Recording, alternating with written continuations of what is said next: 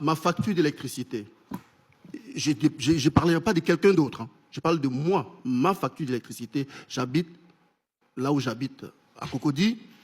Ce mois-ci, 400 000 et quelques francs. Oui, mais ça dépend de comment vous consommez. Non, monsieur, j'ai que 2 climatiseurs chez moi à la maison. Oui. Et j'ai toujours payé 300 et quelques mille francs sans savoir pourquoi.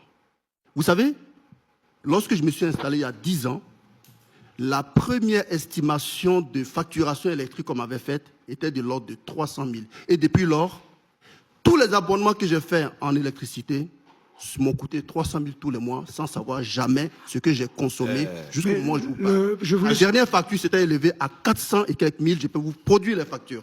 Monsieur, est-ce que vous pensez vraiment qu'un Ivoirien qui ne gagne que 61 000 francs par mois ou les moyens 250 000 francs par mois peut supporter, en dehors du téléphone, en dehors du transport, en dehors de la nourriture, en dehors des funérailles, en dehors des déplacements, 300 000 francs parce qu'il a utilisé un climatiseur? On ne fait pas payer les gens de façon arbitraire, c'est en fonction de votre consommation. Je vous prie de m'excuser, vous irez vérifier sur place, je n'ai pas dit ça, mais moi je constate juste que ça coûte juste un dernier petit détail que je voulais donner. Il faut que vous répondiez, vous voyez bien que... Juste pour finir, et ça revient un petit peu sur l'affaire de l'électricité, Monsieur Doumbia nous a fait un roman sur les gens qui prennent le taxi et qui, grâce au péage du pont Houphouët-Boigny, gagnent 30 minutes.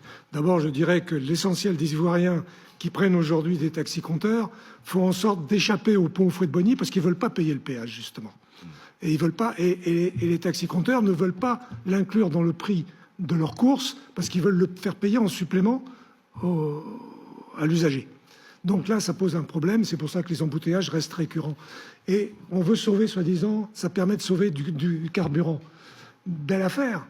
Et à ce propos-là, pourquoi, dites-moi, que le carburant en Côte d'Ivoire vaut tant et que ce carburant transporté par Citarail depuis la Cire jusqu'à Ouaga coûte moins cher à Ouaga qu'à Abidjan? Expliquez ça aux Ivoiriens. Mais je voudrais dire à mon frère Doumbia, avec la liste qu'il est en train d'égrener, que c'est une réalité visible. Mais il a fini de citer. C'est fini, il a tout dit.